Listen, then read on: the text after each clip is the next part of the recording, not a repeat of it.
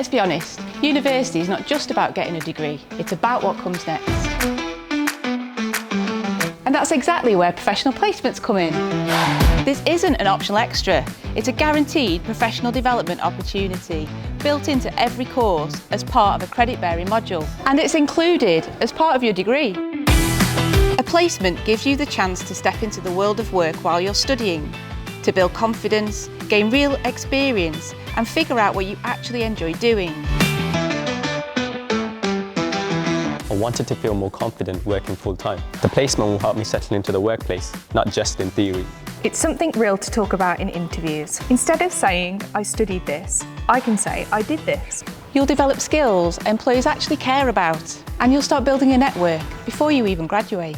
The students think differently to us, and we need that difference. It's a great start point and a great way of assessing whether this person's for you. So if you want more confidence, more experience, and a stronger start to your career, the professional placement is for you.